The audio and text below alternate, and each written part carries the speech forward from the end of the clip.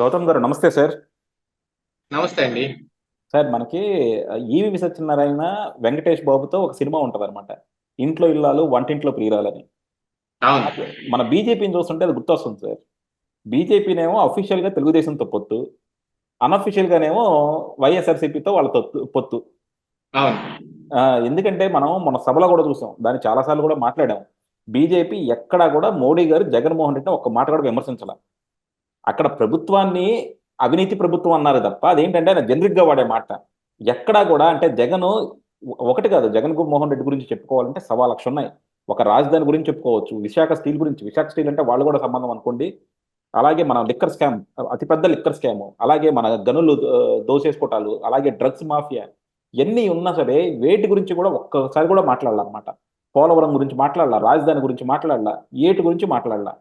కానీ ఆ, అలాగే క్లియర్ గా మళ్ళా తెలుగుదేశాన్ని గెలిపించండి అని కూడా చెప్పాలన్నమాట. ప్రతిసారి ఎన్డీఏ ఎన్డీఏ అని చెప్పుకున్నారు. మీరు ఎన్డీఏ ఎన్డీఏ అని చెప్పుకుని జగన్మోహన్ రెడ్డి విమర్శిస్తే ప్రజలు నమ్ముతారు. కానీ ఎన్డీఏ అని చెప్పుకొని ఇక్కడ మనకి దేశం మొత్తం మాకు 400 ఎంపీ సీట్లు ఇవ్వండి, ఇక్కడ మాకు ఇన్ని ఎంపీ సీట్లు ఇవ్వండి అని చెప్పుకుంటే ప్రజలు ఎలా నమ్ముతారు? అలాగే మనం ఇప్పుడు చూస్తూనే ఉన్నాం, ఎలక్షన్ కమిషన్. ఎలక్షన్ కమిషన్ ఉన్నా సరే నిజంగా ఇలా ఎన్డీఏతో ఉండుంటే ఎలక్షన్ కమిషన్ చాలా చోట్ల చాలా స్ట్రిక్ట్ గా ప్రవర్తించాలి. కానీ ఎక్కడా కూడా ఎలక్షన్ కమిషన్ తెలుగుదేశం వాళ్ళ మీద, ఎన్డీఏ మీద స్ట్రిక్ట్ గా ఉంటుంది. కానీ వైఎస్ఆర్సీపీ మీద మాత్రం చాలా లిబరల్ గా ఉంటుంది. సో ఇవన్నీ చూస్తా ఉంటే మోడీ, జగన్మోహన్ రెడ్డి ఇంకా కుమ్మక్కయ్యే ఉన్నారు. తెలుగుదేశాన్ని మాత్రం వీళ్ళు ఒక ట్రాప్ లో బంధించేసి ఒక ముసుగులో పెట్టారేమో. రేపొద్దున ఇదే తెలుగుదేశానికి పెద్ద దెబ్బ తగలబోతుందేమో అనిపిస్తుంది సార్. ఏమంటారు మీరు? ఖచ్చితంగా మీరు చెప్పింది 100కి 100 పాళ్ళు నిజం. మా ఇంట్లో ఇల్లాలు వంటింట్లో ప్రియురాలు అని అంటే ఆ విషయాన్ని నిజంగా నిజం చేసేసాడు మోడీ.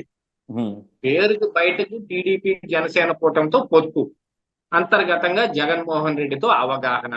దీన్నే కదా ఇంట్లో ఇల్లాలు వంటింట్లో ప్రియురాలు అని అంటే ఇంతే ఉంటుంది మరి. జగన్మోహన్ రెడ్డిని వదులుకోవటం మోడీకి 100% ఇంట్రెస్ట్ లేదండి. ఎలాగైనా సరే జగన్మోహన్ రెడ్డిని పట్టుకుని ఉండటమే అతనికి ఇంట్రెస్ట్. కానీ ఉన్న పరిస్థితుల ప్రకారంగా, మనకు అందుతున్న సర్వేల ప్రకారంగా చూస్తే బీజేపీ చెప్పుకోవచ్చు సొంతంగా మేము 350 సాధిస్తాం, ఎన్డీఏ మీద 400 మార్కు సాధించటం మా లక్ష్యం కాబట్టి మేము ఎన్డీఏలో మిత్రులను ఆహ్వానిస్తున్నామని. అంతా ఉత్తిది అంబకు. ఆ మిత్రులను అడ్డం పెట్టుకుని ఏదో విధంగా ఎలాగోలా గట్టెక్కాలనేది వాళ్ళ ఉద్దేశం.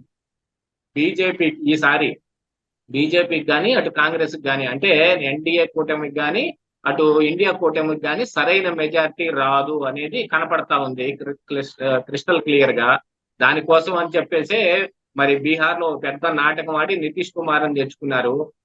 ఎంత ప్రయత్నాలు చేసి చంద్రబాబు నాయుడిని అలాగా తీసుకొచ్చి పెట్టుకున్నారు. దాని వెనక జరిగిన డ్రామాలు మనం ఎన్నో రకాలుగా వివరించుకోవచ్చు. చంద్రబాబు నాయుడు అరెస్ట్ దగ్గర నుంచి, పవన్ కళ్యాణ్ ని ఉపయోగించిన దగ్గర నుంచి, సీట్లు పంపిణీ దగ్గర నుంచి, ఈ నిన్న 17వ తారీఖున జరిగిన చంద్రబాబు, పవన్ కళ్యాణ్, మోడీల సభ గురించి, ఈ వీటన్నిటి గురించి మనం మాట్లాడుకుంటే వెంటనే అర్థమైపోయేది ఏమిటంటే జగన్మోహన్ రెడ్డిని వదిలిపెట్టడం మోడీకి ఏ మాత్రం ఇష్టం లేదు అనేది మాత్రం కన్ఫామ్ గా కనిపిస్తా ఉంది. ఎందుకు ఇష్టం లేదు? చంద్రబాబు నాయుడు ఆల్ పార్టీని వదిలేసి వాళ్ళు ఇష్టం వచ్చినట్టు కేసులు కూడా పెట్టించారు కదా, మరి జగన్మోహన్ రెడ్డి ఎందుకు వదిలిపెట్టరు అని ఎవరైనా ప్రశ్నించవచ్చు.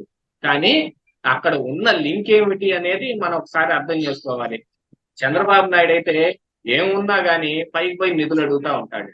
అమరావతికి డబ్బులు ఇవ్వమంటాడు, పోలవరానికి డబ్బులు ఇవ్వమంటాడు. ఇప్పుడు చూడండి, పోలవరం ఎక్కడుంది? చంద్రబాబు నాయుడు ఎక్కడ వదిలేసిపోయాడో అక్కడే ఉంది. కానీ దాంట్లో మాత్రం 1000 కోట్లు మాత్రం మెగా ఇండస్ట్రీస్ కి కట్టబెట్టడం జరిగింది. వాళ్ళు క్విడ్ ప్రోకో కింద ఈ జగన్మోహన్ రెడ్డికి, కేసీఆర్ కి, ఆ పైన మోడీకి, వీళ్ళకి ఎలక్టోరల్ బాండ్స్ కింద డబ్బులు సమర్పించేశారు. 990 కోట్లు ఎలక్టోరల్ బాండ్స్ ద్వారా పార్టీలకు ఫండ్ ఇవ్వాల్సినంత గొప్ప పని ఈ మెగా ఏం చేస్తుందండి? అంత గొప్పగా ఫండ్ ఎవరన్నా ఇస్తారా? ఎవరన్నా? అంబానీ ఎందుకు ఇవ్వటం లేదు అంత ఫండు? అదాని ఎందుకు ఇవ్వటం లేదు అంత ఫండు అని అంటే ఇదంతా క్విడ్ ప్రోకో. అప్పుడెప్పుడు చంద్రబాబు నాయుడిని అరెస్ట్ చేసినప్పుడు ఏఏజీ పొన్నవోలు సుధాకర్ రెడ్డి 4 పీడిఎఫ్లు డౌన్లోడ్ చేసుకొచ్చి చెప్పాడు ఆ రోజున, ఫలానా కంపెనీ క్విడ్ ప్రోకో ద్వారా ఇదిగో ఈ తెలుగుదేశం పార్టీ ఎలక్షన్ ఫండ్ ద్వారా ఇచ్చింది, అది క్విడ్ ప్రోకోనే, అందులో మేము ఈ ఆధారాలు తీసుకొచ్చాను చూడండి అని. అవేమో నమ్మశక్యంగా లేవు అనేది మాత్రం కనపడతానే ఉంది. ఎందుకంటే ఆ ఎలక్టోరల్ బాండ్స్ కానీ ఎలక్షన్ ఫండ్ కానీ ఎవరిచ్చారు అనే దాని మీద ఆధారపడుతుంది. ఇన్ని వచ్చినాయి అనే దానికంటే కూడా వాళ్ళు ఎవరిచ్చారు అనే దాని మీద కదా ఆధారపడి ఉండేది. మరి మెగా ఎందుకు ఇచ్చింది 990 కోట్లు? బీజేపీకి ఇచ్చింది, కేసీఆర్కి ఇచ్చింది, అలాగనే ఈ జగన్మోహన్ రెడ్డికి కూడా ఇచ్చింది. వీళ్లతో పాటుగా టీడీపీ జనసేనకు కూడా కొద్ది శాతం ఇచ్చింది. కానీ ఇచ్చిన శాతం ఎంత, వీళ్ళకి ఎంత ఇచ్చారు వాళ్ళకి ఎంత ఇచ్చారని తెలుసుకుంటే కదా ఇందులో క్విడ్ ప్రోకో ఉందో లేదో బయటపడేది.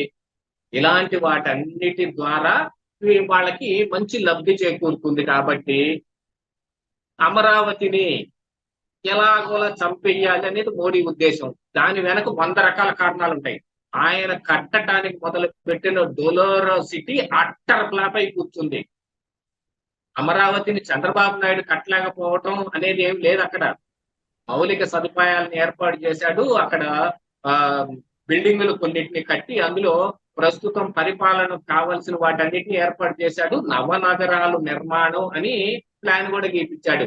కానీ డొలోరో సిటీ ఏంటి, దానికి ఎటువంటి అడ్డంకులు లేకుండా పనులు వచ్చి పోతా ఉండే అవకాశం ఉన్నా కూడా మోడీ డొలోరో సిటీ కట్టలేకపోయాడు. అందుకని అమరావతికి దానికి ఈ రెండింటి మధ్య సాపత్యం ఎక్కడన్నా వస్తే మనం అట్టర్ ఫెయిల్యూర్ అవుతామేమో అని అమరావతి జరగకుండా చూడాలనేది ఆయన ఉద్దేశం. కానీ చంద్రబాబు నాయుడు ఆ పని చేయమంటే చేయడు కదా. జగన్మోహన్ రెడ్డి అయితే చేసి పెడతాడు. దాన్ని అమరావతిని చంపేయడం కోసం 3 రాజధానులు అంశం ఎత్తుతాడు. 3 రాజధానులు బిల్లు విత్డ్రా చేసుకున్నా కూడా నేను విశాఖకే పోతాను అంటాడు. ఈరోజు విశాఖలో ఏం జరుగుతుందో చూసాం. భూ కుంభకోణాలు, మైనింగ్ కుంభకోణాలు, దాంతో పాటుగా ఇక పోర్ట్లు అంటారు, డ్రగ్స్, గంజాయి అంతా అక్కడి నుంచే తరలి వెళ్ళిపోతా ఉంది. భారతదేశంలో ఎక్కడ గంజాయి పట్టుబడినా అందులో ఆంధ్రప్రదేశ్ మూలాలు. భారతదేశంలో ఎక్కడ డ్రగ్స్ పట్టుబడినా దాని వెనకెట్ట ఆంధ్రప్రదేశ్ మూలాలే ఉంటాయి. ఎందుకుంటాయి? మీకు అందరూ గుర్తుండే ఉంటది. గతంలో ఒకసారి బాంబే ఎయిర్పోర్ట్ లో సంథింగ్ ఎక్కడో ఒక షిప్ యార్డ్ లో ఈ కంటైనర్ బయలుపడినప్పుడు విజయవాడలో ఉన్న కంపెనీ పేర్లు బయటకు వచ్చాయి. దాన్ని మసిపూసి మారేడు చేయడం కోసం అప్పుడు జగన్మోహన్ రెడ్డి ఏం చేశాడు, ఏదో నన్ను ఇట్టన్నారు అట్టన్నారు, నా ఫ్యాన్స్ హట్ అయ్యారని చెప్పి తెలుగుదేశం పార్టీ ఆఫీస్ మీదకి జనాలను పంపిస్తే వాళ్ళు వెళ్ళి చిత్తడి చేసి ఈ విషయాన్ని పక్కన నెట్టేసి. జగన్మోహన్ రెడ్డి ఏదైనా అలా చేస్తాడు. ఇలాంటి రాజకీయాలు చేసేవాళ్ళు మోడీకి అత్యంత ముఖ్యం. ఎంత ఇప్పుడు ఈ సీఎంల్లో ఎవరైనా సరే, ఇప్పుడు మన ఈ రాష్ట్రాల్లో ఉన్న సీఎంల్లో ఎవరైనా సరే మోడీ తోటి అతుక్కుపోయి ఉన్నారనుకోండి, వాళ్ళకేం జరగదు, వాళ్ళని ఎవరిని ఏమన్నారు. కేజ్రీవాల్ అరెస్ట్ చూడండి, మరి జగన్మోహన్ రెడ్డి ఎందుకు అరెస్ట్ కాడు? వీటన్నిటి ప్రకారంగా చూస్తే మోడీ జగన్మోహన్ రెడ్డి కొమ్మక్కైపోయారు. అవసరాల దృష్ట్యా ఇప్పుడు ఈ టీడీపీ జనసేన కూటమితో పొత్తు పెట్టుకున్నారు తప్ప వాళ్ళకి ఏమాత్రం ఇంట్రెస్ట్ లేదు. ఎవరు గెలిచినా ఎవరు ఓడినా వాళ్ళకి ఏమి సంబంధం లేదు. ఆంధ్రప్రదేశ్ రాష్ట్రం నుంచి వాళ్ళకి ఏమి బాధ కూడా ఏం లేదు. వాళ్ళకి తగ్గే సీట్లన్నిటినీ, నార్త్ ఇండియాలో తగ్గుతున్న సీట్లన్నిటినీ సౌత్ ఇండియా సీట్లతోటి కాంపెన్సేట్ చేసుకోవటం కోసం ఇక్కడ మోడీ దరిదాపుగా తెలంగాణలోనూ పర్యటిస్తా ఉన్నాడు, ఆంధ్రప్రదేశ్ రాష్ట్రానికి వచ్చాడు, కేరళ వెళ్ళాడు, కర్ణాటక వెళ్తాడు. ఎందుకు దక్షిణ భారతదేశంలోనే తిరుగుతున్నాడు? ఎప్పుడైనా తిరిగాడా? 2019 ఎన్నికలప్పుడు ఎట్లే తిరిగాడా? తిరగలేదుగా. అది వాళ్ళిద్దరి మధ్య ఉండే బంధాన్ని ఎస్టాబ్లిష్ చేసే మాట ఇంకోటి కూడా ఉంది. 2019 ఎన్నికల నాడు మోడీ ఆంధ్రప్రదేశ్ రాష్ట్రం వచ్చి చంద్రబాబు నాయుడిని కానీ లోకేష్ ని కానీ ఏ తీరును విమర్శించాడు చెప్పండి? పోలవరాన్ని ఏటీఎం కింద వాడేశారు అబ్బాగొడుగులు ఇద్దరు అన్న మోడీ మరి ఈ రోజు జగన్మోహన్ రెడ్డి లిక్కర్ బిజినెస్ గురించి ఎందుకు మాట్లాడడం? జగన్మోహన్ రెడ్డి ఇసుక దందాల గురించి ఎందుకు మాట్లాడడం?